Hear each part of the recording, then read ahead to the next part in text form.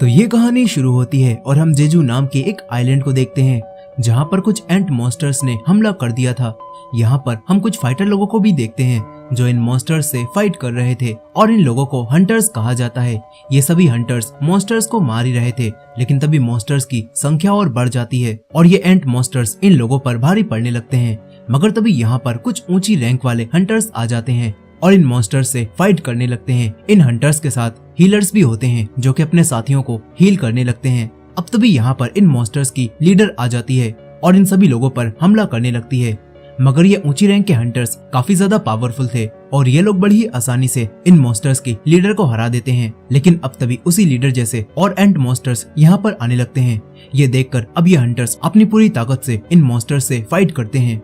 यहीं पर हम इन मॉन्स्टर्स के कमांडर चोई को भी देखते हैं। चोई अपने एक ही वार में काफी सारे मॉन्स्टर्स को जला देता है और अपनी पूरी टीम के साथ मिलकर इन मॉन्स्टर्स से फाइट करने लगता है। फिर हमें बताया जाता है कि आज से 10 साल पहले अचानक से धरती पर कुछ ऐसे पोर्टल्स खुलने लगे जिनके अंदर से काफी सारे अजीब अजीब से मॉन्स्टर्स बाहर आने लगे और उन मॉन्स्टर्स पर किसी भी आम हथियार का कोई असर नहीं होता था और आम लोग उन मॉन्स्टर्स से नहीं लड़ पाते थे। और इसी वजह से जब कुछ लोगों ने अपने आप को ट्रेन करके इन मॉन्स्टर्स से फाइट करने लायक बना लिया तो उन लोगों को हंटर्स कहा जाने लगा और उनके अंदर पावर्स भी जागने लगी। हालांकि एक बार एक इंसान की पावर्स जागने के बाद उसे बढ़ाया या फिर घटाया नहीं जा सकता और इसी वजह से हंटर्स की पावर के हिसाब से उन्हें अलग अलग रैंक दी गई है, जिसमें सबसे पावरफुल हंटर्स एस रैंक के हंटर्स होते हैं और इसके बाद ए, बी, सी और डी और सबसे कमजोर ई रैंक के हंटर्स होते हैं। फिर इसके बाद कहानी प्रेजेंट डे में आ जाती है जहाँ पर हम किम नाम के एक हंटर को देखते हैं जो कि किसी तरह की रेड पर जाने की तैयारी कर रहा था। तभी उसके पास उसका दोस्त भी इस रेड पर जाने के लिए आ जाता है। यहाँ पर हम जिनवू नाम के एक लड़के को भी देखते हैं जो कि ई रैंक का हंटर होता है और उसे सभी लोग वीकेस्ट हंटर कहते हैं। जिनवू यहाँ पर इन लोगों के साथ रेड पर जाने के लिए आया होता है। यहाँ जिनवू को देखकर किम अपने दोस्त को बताता है कि जिनवू सबसे कमजोर हंटर है और ये अपने ई रैंक के हिसाब से भी लड़ाई नहीं कर पाता और मामूली मॉन्स्टर से भी हार जाता है। यहाँ जिनवू इन लोगों को अपने बारे में ऐसी बातें करते हुए सुन लेता है जो सुनकर जिनवू को काफी बुरा लगता है। अब तभी जूही नाम की एक लड़की जो कि एक हीलर होती है वो जिनवू की चोटों को देखती है और उस पर गुस्सा करने लगती है। जूही जिनवू की दोस्त होती है और वो जिनवू से अपना ध्यान रखने के लिए बोलती है।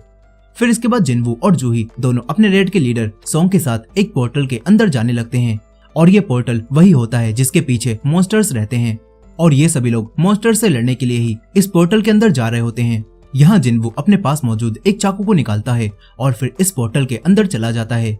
वहीं दूसरी तरफ हम एक हंटर एसोसिएशन कंपनी के चेयरमैन गो को देखते हैं।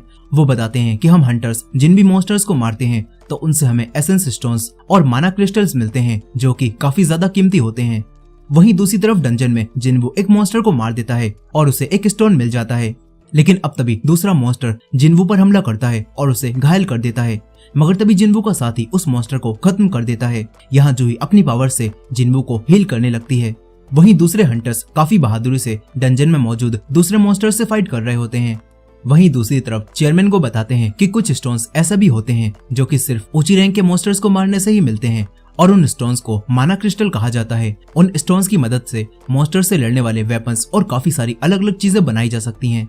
यहाँ चेयरमैन को बताते हैं कि गवर्नमेंट इन स्टोन्स को ज्यादा से ज्यादा हासिल करना चाहती है क्योंकि गवर्नमेंट इन स्टोन्स की मदद से एनर्जी क्रिएट करना चाहती है और गवर्नमेंट बिजली बनाना चाहती है। यहाँ चेयरमैन गो की इन सारी बातों से हमें पता चलता है कि हंटर्स इसी वजह से मॉन्स्टर से लड़ाई करते हैं क्योंकि उन्हें मारने से हंटर्स को स्टोन मिलते हैं और हंटर्स को स्टोन के बदले में पैसे मिलते हैं। इस तरफ डंजन में ये सभी लोग मिलकर इस डंजन के बॉस को मार देते हैं।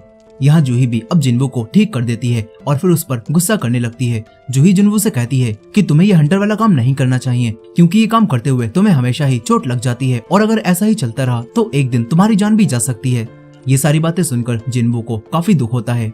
अब यहाँ पर ये सभी लोग मॉन्स्टर्स को मारकर वापस जाने लगते हैं, लेकिन तभी इन्हें यहाँ पर एक और सुरंग दिखाई देती है जिससे ये लोग समझ जाते हैं कि ये एक डबल डंजन है और ये देखकर इन्हें ऐसा लगने लगता है कि इस सुरंग के अंदर इन्हें माना क्रिस्टल मिल सकते हैं और ये सोचकर अब कुछ हंटर इस सुरंग के अंदर चलने के लिए बोलने लगते हैं। लेकिन यहाँ पर इनके लीडर सॉन्ग इन सब से ऐसा करने से मना करते हैं और कहते हैं कि ऐसे हालातों में हमें हंटर एसोसिएशन के ऑर्डर्स का वेट करना चाहिए। मगर अब कुछ हंटर्स अंदर जाने की जिद करने लगते हैं। इसके बाद सॉन्ग सभी हंटर्स के बीच में वोट करवाते हैं ताकि वो जान सकें कि कौन कौन अंदर जाना चाहता है और कौन कौन नहीं जाना चाहता। यहाँ सभी लोग अपनी अपनी मर्जी बताते हैं जिसमें आधे लोग अंदर जाना चाहते थे और आधे लोग अंदर जाने से मना करते हैं और अब आखिर में सिर्फ जिनवू का वोट ही बचता है। यहाँ जिनवू जानता था कि ये डंजन डी रैंक की डंजन है और इसके अंदर जाने पर वो मर भी सकता है, लेकिन जिनवू अपनी माँ के इलाज और अपनी बहन की पढ़ाई के बारे में सोचता है और अंदर जाने के लिए मान जाता है ताकि वो और पैसे कमा सके। इसके बाद हम जिन्हो नाम के एक लड़के को देखते हैं जो कि आज डी रैंक का हंटर बनता है। यहाँ जिन्हो एक कंपनी में आता है जहाँ काफी सारे लोग दूसरे हंटर्स को अपने साथ काम करने के लिए ढूंढ रहे थे और इन सभी लोगों को चोई ही ऑर्डर दे रहा था। यहाँ पर चोई अपने सारे वर्कर्स से बोलता है कि तुम लोग किसी भी तरह के हंटर को टीम में शामिल कर लो और किसी भी हंटर का कंपैरिजन चाहे इनसे मत करना क्योंकि वो तो बहुत पावरफुल है। इसके बाद हम दो चोरों को देखते हैं जो कि एक लेडी का पर्स छीनकर भाग रहे थे, लेकिन तभी यहाँ पर चाहेइन आती है और उन चोरों को बड़ी आसानी से गिरा देती है और उस लेडी का बैग उनसे छीन लेती है। यहाँ हम देखते हैं कि चाहेइन एस रैंक की हंटर होती है और वो काफी फेमस और पावरफुल हंटर होती है। इस तरफ जिनवू और उसकी टीम के बाकी सभी लोग अब उस सुरंग में काफी दूर तक आ जाते हैं। यहाँ सोंग सभी को बताते हैं कि हमें इस डंजन के बॉस को मारे हुए 40 मिनट बीत चुके हैं और अब बस हमारे पास 20 मिनट का टाइम ही बचा है क्योंकि बॉस के मरने के 1 घंटे बाद वो पोर्टल बंद हो जाएगा जिससे हम लोग अंदर आए थे। यहाँ पर जुनही भी जिनवू पर गुस्सा करती है और कहती है कि तुम्हें यहाँ आने के लिए हाँ नहीं करनी चाहिए थी। यहीं अब इन सभी लोगों को एक बड़ा सा डोर दिखाई देता है। यहाँ ये सभी हंटर्स लालच में आकर उस डोर को खोल देते हैं और एक बड़े से तहखाने में आ जाते हैं जहाँ पर काफी बड़ी बड़ी मूर्तियाँ होती हैं जो देखकर इन्हें बिल्कुल भी समझ नहीं आता कि ये स्टेचूज यहाँ पर क्या कर रहे हैं। अब तभी इन लोगों को यहाँ पर प्राचीन भाषा में कुछ रूल्स लिखे हुए दिखाई देते हैं। यहाँ सोंग उन रूल्स को पढ़ते हैं और बताते हैं कि यहाँ का पहला नियम यह है कि देवता का सम्मान करो, दूसरा नियम यह है कि देवता की तारीफ करो और तीसरा नियम यह है कि देवता के लिए अपनी भक्ति को साबित करो। यहाँ इन लोगों को ये बात समझ नहीं आती कि ये रूल्स आखिर किस देवता के लिए बनाए गए हैं। अब तभी जुनही को ऐसा लगता है कि उसके पीछे रखी मूर्ति की आंखें हिल रही हैं। जुनही ये बात जिनवू को बताती है। यहाँ ये सभी लोग ये देख ही रहे थे कि तभी इस तहखाने का डोर भी खुद ही बंद हो जाता है, जो देखकर अब एक हंटर उस डोर को खोलने लगता है। लेकिन तभी डोर के पास खड़ी मूर्ति अचानक से जिंदा होती है और उस हंटर पर हमला करके उसे मार देती है। ये देखकर सभी लोग हैरान रह जाते हैं। यहाँ जिनवू सोचता है कि वो हंटर जो कि अभी मरा वो डी रैंक का हंटर था और जिनवू तो ई रैंक का हंटर है, उसका जिंदा बच पाना तो यहाँ बिल्कुल नामुमकिन है। यही जिनवू अब उस गॉड की मूर्ति को भी देखता है जिसकी आंखें मूव करती हैं, जो देखकर जिनवू समझ जाता है कि ये सभी लोग यहाँ पर आकर फंस चुके हैं। फिर जिनवू कहता है कि जब से मैं हंटर बना हूँ तो मैं हमेशा ही अपने मिशन के दौरान खतरों में फंस जाता हूँ और अब तक मैं कई बार खतरों में फंस चुका हूँ और अब मुझे इस चीज की आदत हो चुकी है।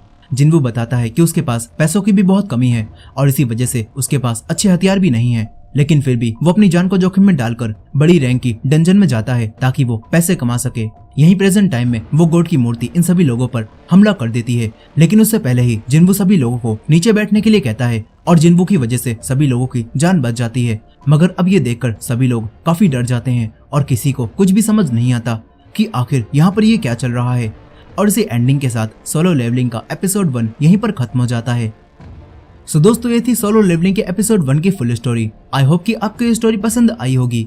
वीडियो पसंद आई हो तो वीडियो को लाइक करना मत भूलेगा और हमारे चैनल पर नए हैं तो हमारे चैनल को भी सब्सक्राइब करके बेल नोटिफिकेशन को ऑन कर लीजिएगा। मिलते हैं एपिसोड 2 में।